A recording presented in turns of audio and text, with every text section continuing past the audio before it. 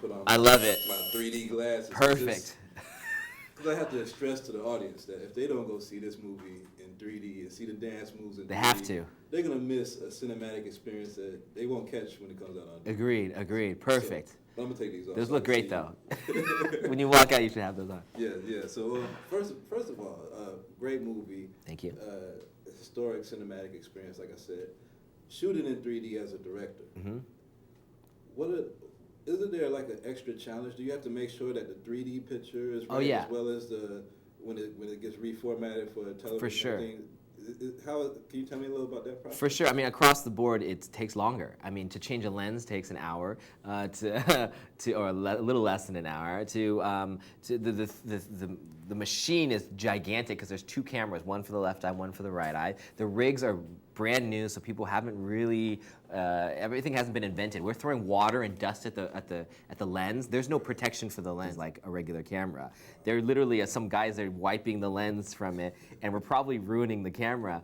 But that was kind of part of the experience, that we wanted to discover new things with this, and that's really exciting. Right. We get to be in a 3D world that exploring a new genre of 3D storytelling. That's not a sci-fi movie on a green screen somewhere where you can have your latte and just sit there and move the camera. And it's not a animation where you get to control every element. We're literally in the streets in some nasty warehouse, probably getting some disease. And we have these huge cameras and we're doing dance numbers in it. I mean, we were down and dirty, but I love filmmaking in that way. That's where I started, kind of like that, and so it just gave us an energy to just push really, really hard. Hey, we can take him. You said so yourself. We're not ready. You can trust me. It looks like it's over. There's no way the Pirates can come back from this. I got the boys like crazy.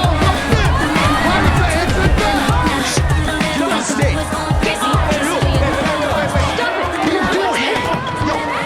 Your semi! Not anymore. What happened to family? This is my family, Julian. Get off me!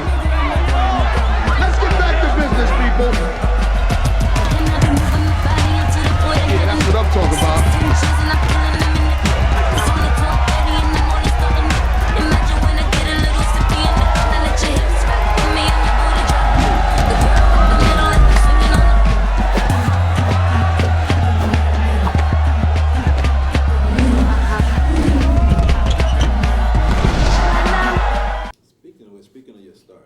Seen maybe some autobiographical story within Luke's character and yours. I mean, I know it's not the same, but, yeah. But you did make a film about dancing that got you in the film school. Did you inject any of your personal story into that character? I mean, it definitely was. Luke came from an idea that I wanted to show a perspective of these dancers that hasn't been shown in another dance movie. That it was from an outsider's point of view. I really wanted to do real intimate interviews, like he had with his video, and I literally did those interviews with a little flip cam, going on set when we were shooting, and bring him in the back and talking to him about their real life. So he was definitely a vehicle for being able to communicate that very real part of the story. But in terms of, I mean, he's definitely not me. It's just, we wanted that tool to be able to do that. So. All right, last question. You had so many auditions, and you did online audition and everything.